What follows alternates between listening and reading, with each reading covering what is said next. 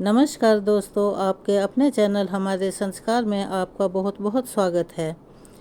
हरे कृष्ण गोविंद हरे मुरारी, हे नाथ नारायण वासुदेवा।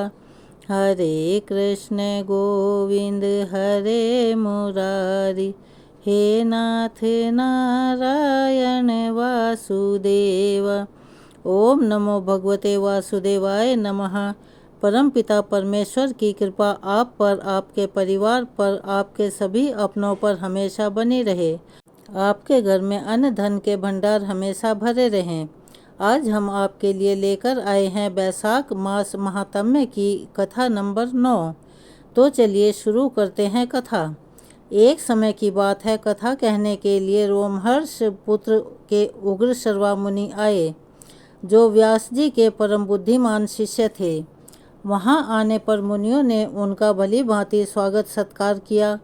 पुराणों की बहुत सी कथाएं सुनकर उन मुनिवर ने अपनी इंद्रियों को वश में रखने वाले सूत जी से कथा श्रवण की इच्छा मन में रखकर इस प्रकार कहा। ऋषिगण बोले, रोमहर्ष कुमार सूत जी, आप सर्वज्ञ हैं, पौराणिक विषयों का ज्ञाता हैं, वर्णन करने में कुशल हैं।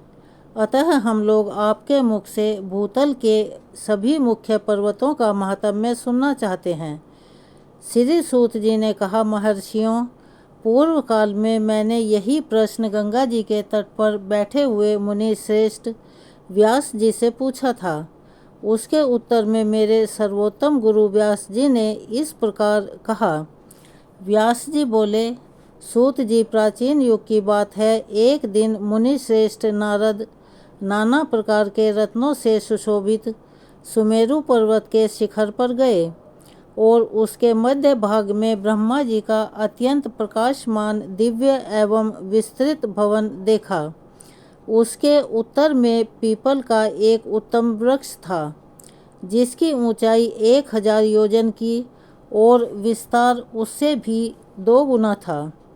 उस पीपल के मूल भाग के पास अनेक प्रकार के रत्नों से युक्त दिव्य मंडप बना हुआ था, जिसकी आभा देखते ही बनती थी, जिसके वैदुर्य मोती और मणियों के द्वारा स्वास्तिक और नवग्रह बनाए गए थे। वह दिव्य मंडप नए रत्नों से चिन्हित था तथा दिव्य तोरणों से सुशोभित था। उसका मुख्य द्वार पुष्प रागमणि का बना हुआ था, जिसका गोपुर 7 मंजिल का था। चमकते हुए हीरों से बनाए गए 2 किवाड़ उस द्वार की शोभा को बहुत ज़्यादा बढ़ा रहे थे। उस मंडप के अंदर प्रवेश करके नारद जी ने देखा, दिव्य मोतियों का एक मंडप है, उसमें वैदुर्य मणि की वेदी बनी हुई है।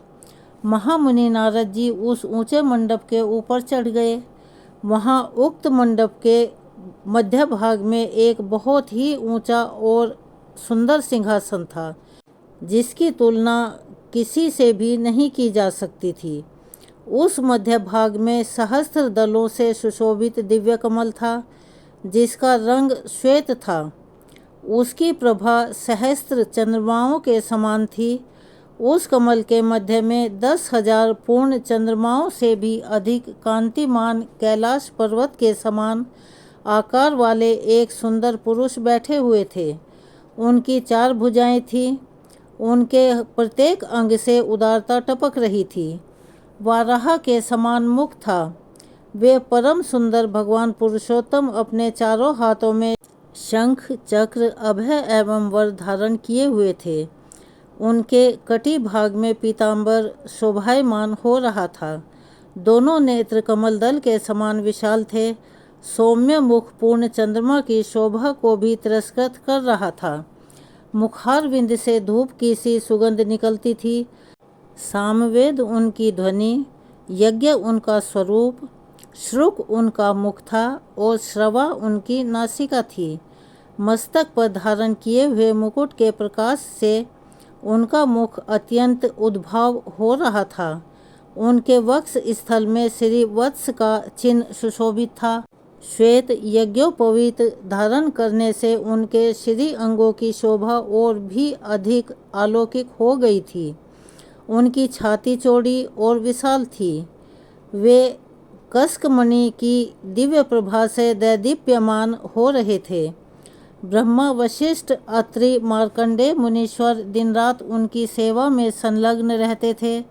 इंद्र आदि लोकपालों और गंधर्वों से सेवित देव देवेश्वर भगवान के पास जाकर नारद जी ने प्रणाम किया और पृथ्वी को धारण करने वाले उन वाराह भगवान का दिव्य उपनिषद मंत्रों से स्तुति करके अत्यंत प्रसन्न होकर वे उनके पास ही खड़े हो गए। इतने में भी दिव्य दुदुम्भी बज उठी। इसके बाद वहाँ पृथ्वी देवी का शुभागमन हुआ। रत्नों सहित समुद्र के समान दिव्य वस्त्र धारण करके वे बड़ी शोभा पा रही थी। इला और पिंगला नाम वाली 2 सखियां उनके साथ थी। उन दोनों के लाए हुए फूलों को लेकर पृथ्वी देवी ने भगवान वाराह के चरणों में बिखेर दिया और उन देव देवेश्वर को प्रणाम करके वे दोनों हाथ जोड़कर उनके आगे खड़ी हो गई। तब वराह भगवान ने कहा, पृथ्वी देवी, मैं तुम्हें शेषनाग की सुखदायक मस्तक पर बिठाकर और संपूर्ण विश्व को तुम्हारे ऊपर स्थापित करके पर्वतों को तुम्हारा सहायक बनाकर यहाँ आया हूँ। फिर किस लिए तुम यहाँ आई हो?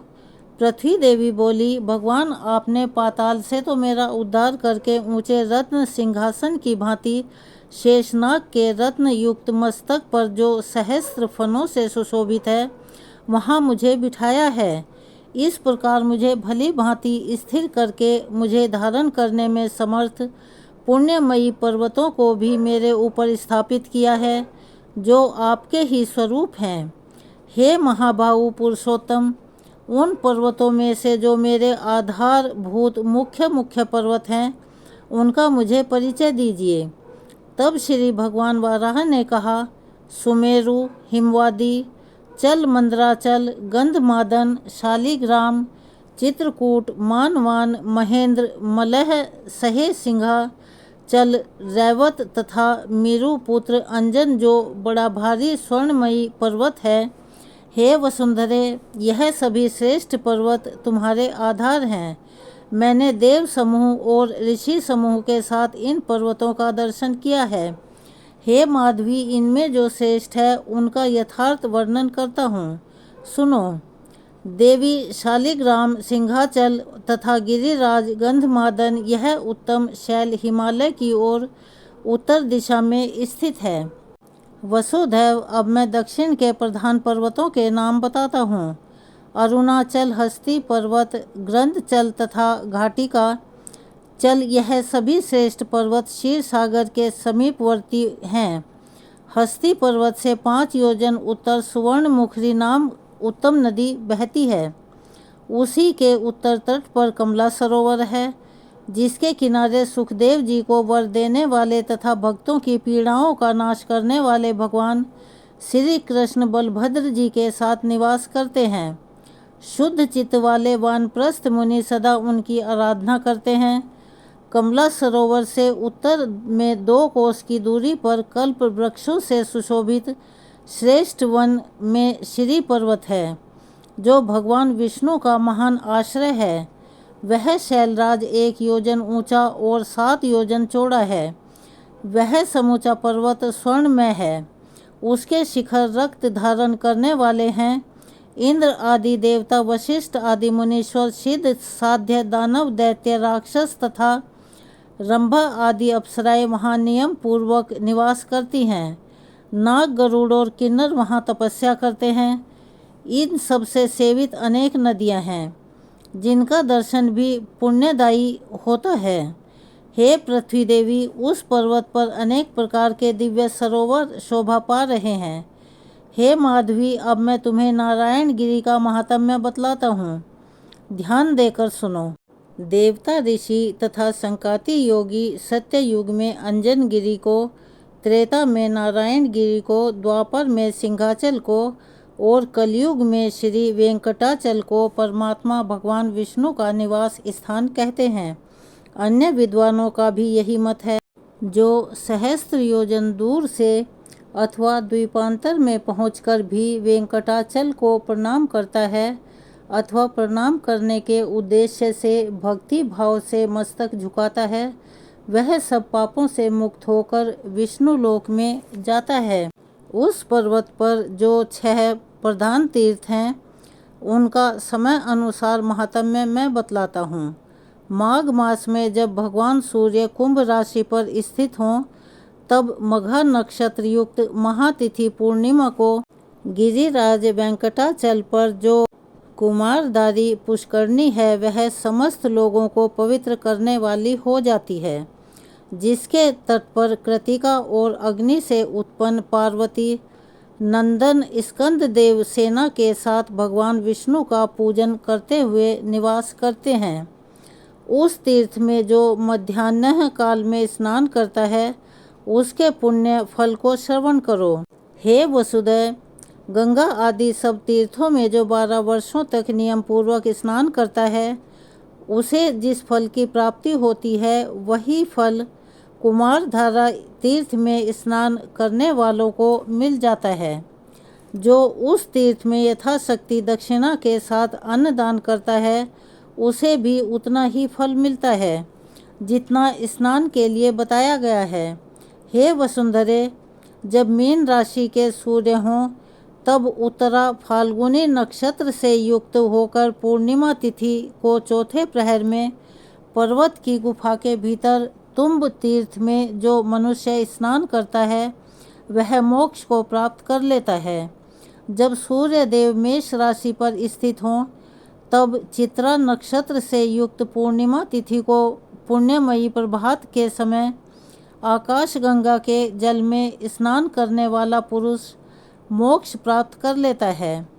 सूर्य देव जब वृष राशि में विराजमान हों, तब वैशाख मास में शुक्ल या कृष्ण पक्ष की द्वादशी तिथि को रविवार या मंगलवार का योग होने पर, अथवा शुक्ल या कृष्ण पक्ष में रविवार के दिन पुष्य या हस्त नक्षत्र के योग होने पर, जो मनुष्य संगम काल में पांडव तीर्थ के भीतर स्नान करता है, वह इस लोक में कभी दुख नहीं पाता तथा परलोक में भी सुख ही भोगता है।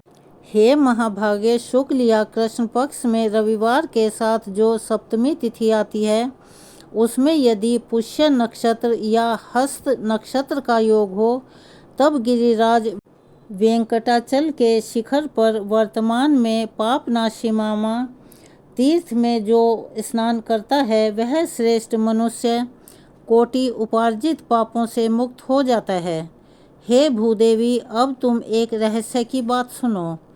अनंत नामक महापर्वत पर मेरे मंदिर के वायव्य कोण में शिखर पर स्थित गुफा में देव तीर्थ नाम से प्रसिद्ध एक परम सुंदर सरोवर है। उसमें पुष्य नक्षत्र युक्त बृहस्पतिवार को या व्यातिपात योग में या श्रवण नक्षत्र युक्त सोमवार को जो स्नान करता है, उसके पुण्य फल का वर्णन सुनो। इस श्लोक में जानबूझकर या अनजान में किए हुए जो कोई भी पाप हैं, वे सब अत्यंत पावन देव तीर्थ में गोता लगाते ही नष्ट हो जाते हैं। पुण्य की वृद्धि होती है और अंत में वह चंद्रलोक में सम्मानित होता है। यह सब सुनकर पृथ्वी देवी ने भगवान वाराह की इस प्रकार स्तुति की। हे देव देवेश्वर, आपको नमस्कार है। महाबाहो, आपकी श्वेत कांति क्षीर सागर के समान है। आपकी सहस्त्र भुजाएं हैं। आपने कल्प के आदि में एक काण्व के जल से मेरा उद्धार किया है, तभी मैं संपूर्ण जगत को धारण करती हूँ। हे प्रभु, आप अनेक दिव्य आभूषणों से विभूषित तथा यज्ञ सूत्र से सुशोभित हैं। लाल लाल वस्त्र धारण करते हैं और दिव्य रत्नों से अलंकृत होते हैं। आपके चरणारविंद प्रातः काल उदय होने वाले सूर्य नारायण के समान अरुण कांति वाले हैं। आपको बारंबार नमस्कार है। आपके दांतों का अग्रभाग बाल चंद्रमा के समान शोभा पाता है। आपका बल और पराक्रम महान है। आपके श्री अंगों में दिव्य चंदन का आलेप लगा हुआ है और कानों में तपाए हुए स्वर्ण के कुंडल झिलमिला रहे हैं। आप इंद्र नीलमणि से प्रकाशमान स्वर्णमय बाजूबंद से विभूषित हैं। महाबली, आपने अपने दांतों के अग्रभाग से हिरण्याक्ष नामक दैत्य का वक्ष स्थल चीर डाला है। आपके नेत्र खिले हुए हैं और कमल पुष्प के समान परम सुंदर हैं। आप अपने मुख से सामवेद के मंत्रों का गान करते हैं, उस समय मेरे मन को मोह लेते हैं। हे विशाल लोचन, ब्रह्मा जी और भगवान शिव आपके चरणों की वंदना करते हैं। आपका श्री विग्रह सर्व विद्यमान है। आप शब्दों की पहुँच से परे हैं। आपको बारंबार नमस्कार है। हे आनंद विग्रह, आपको नमस्कार है। इस प्रकार स्तुति करके पृथ्वी देवी ने भगवान के चरणों में प्रणाम किया। यह देखकर भगवान वाराह देव के नेत्र हर्ष से खिल उठे। उन्होंने पृथ्वी देवी को साथ लेकर गरुड़ पर आरूढ़ होकर वहां से वृषभांचल यानी वेंकटगिरी को प्रस्थान किया। नारद आदि ऋषियों से प्रशंसित होकर पृथ्वीपति भगवान वाराह स्वामी पुष्यकर्णी के लोक पूजित पश्चिम तट पर निवास करते हैं। वहाँ अनेकानेक मुनीश्वर, महाभाग्य तथा ब्रह्मा जी के समान महात्मा पुरुष वाराह मुख भगवान विष्णु की आराधना में संलग्न रहते हैं। हे सूत जी, जो मनुष्य हम दोनों के इस धर्ममयी पावन संवाद को सुनता है अथवा देवता और ब्राह्मणों के आगे पढ़ता है, वह प्रतिष्ठा को प्राप्त होता है तथा जितने लोग सुनते हैं उन सभी को अभीष्ट वस्तु की प्राप्ति होती है। सूत जी कहते हैं, हे मुनीश्वर, भगवान व्यास जी ने यह महात्म्य मुझसे कहा है और मैंने जैसा सुना है वैसा ही आप लोगों के सामने वर्णन कर दिया। यह थी बैसाख मास की कथा नंबर 9। बैसाख मास में विष्णु चालीसा का पाठ भी अति लाभकारी और पुण्यदायी माना जाता है। तो चलिए पढ़ते हैं विष्णु चालीसा। बोलिए विष्णु भगवान की जय। विष्णु सुनिए विनय सेवक की चितलाय, कीरत कुछ वर्णन करूं दीजे ज्ञान बताए। नमो विष्णु भगवान खरारी, कष्ट न शामन अखिल बिहारी। प्रबल जगत में शक्ति तुम्हारी, त्रिभुवन फैल रही उजियारी। सुंदर रूप मनोहर सूरत, सरल स्वभाव मोहनी मूरत। तन पर पीताम्बर अति सोहत, बैजंती माला मन मोहत। शंख चक्र कर गदा विराजे, देखत दैत्य असुर दल भाजे। सत्य धर्म मद लोभ न गाजे, काम क्रोध मद लोभ न छाजे। संत भक्त सज्जन मन रंजन, दनुज असुर दुष्टन दल गंजन। सुख उपजाए कष्ट सब भंजन, दोष मिटाए करत जन सज्जन। पाप काट भव सिंधु उतारन, कष्ट नाश कर भक्त उबारन। करत अनेक रूप प्रभु धारण, केवल आप भक्ति के कारण। धरनी धेनु बन तुम ही पुकारा, तब तुम रूप राम का धारा। भार उतार असुर दल मारा, रावण आदिक को संघारा। आप वराह रूप बनाया, हिरण्याक्ष को मार गिराया। धर्म तस्य तन सिंधु बनाया, 14 रत्नन को निकलाया। अभिलख असुरन द्वंद मचाया, रूप मोहिनी आप दिखाया।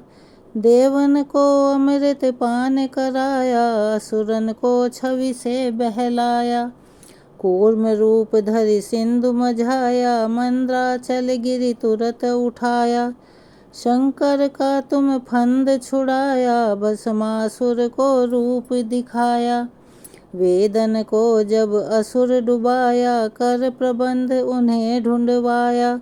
मोहित बन कर खल ही नचाया, उस ही कर से भस्म कराया। असुर जलंधर अति बलदाई, शंकर से उनकीन्ह लड़ाई। हार पार शिव सकल बनाई, कीन सती से छल खल जाई। सुमिरन कीन तुम्हें शिवरानी, बतलाई सब विपत कहानी। तब तुम बने मुनीश्वर गानी, वृंदा की सब सुरति भुलानी। देखत तीन दनुज शैतानी, वृंदा आए तुम्हें लपटानी। हो स्पर्श धर्म शतिमानी, हना असुर उर शिव शैतानी। तुमने ध्रुव प्रहलाद उबारे, हिरण्याकुश आदिक खल मारे। गणिका और अजामिल तारे, बहुत भक्त भव सिंधु तारे। हरहु सकल संताप हमारे, कृपा करहु हरि सिरजनहारे। देखहु मैं निज दरस तुम्हारे, दीन बंधु भक्तन हितकारे। चाहता आपका सेवक दर्शन, करहु दया अपनी मधुसूदन। जानू नहीं योग्य जब पूजन, होय यज्ञ स्तुति अनुमोदन। शील दया संतोष सुलक्षण, विदित नहीं व्रत बोध विलक्षण। करहु आपका किस विधि पूजन, कुमति विलोक होत दुख भीषण। करहु प्रणाम कौन विधि सुमिरन, कौन भांति मैं करहु समर्पण। सुर मुनि करत सदा सेवकाई, हर्षित रहत परम गति पाई। दीन दुखिन पर सदा सहाई, निज जन जान लेव अपनाई। पाप दोष संताप नशाओ, भव बंधन से मुक्त कराओ। सुत संपत्ति दे सुख उपजाओ, निज चरणन का दास बनाओ। निगम सदा ये विनय सुनावे, पढ़े सुने सो जन सुख पावे। अब ये विष्णु चालीसा समाप्तम। बोलिए श्री विष्णु भगवान की जय। अगर आप हमारे चैनल पर नए हैं, अभी तक आपने हमारे चैनल को सब्सक्राइब नहीं किया है, तो प्लीज़ हमारे चैनल को सब्सक्राइब करें। वीडियो को एक लाइक भी दें और वीडियो को ज़्यादा से ज़्यादा शेयर करें, ताकि यह कहानी और लोगों को भी लाभान्वित कर सके। बेल आइकन को दबाना ना भूलें, ताकि हमारी आने वाली हर वीडियो की जानकारी आपको पहले ही मिल जाया करे। कमेंट बॉक्स में ओम नमो भगवते वासुदेवाय नमः, ओम लक्ष्मी माता की जय, हर हर महादेव लिखना ना भूलें। अपना प्यार और सहयोग हमें ऐसे ही प्रदान करते रहें। धन्यवाद।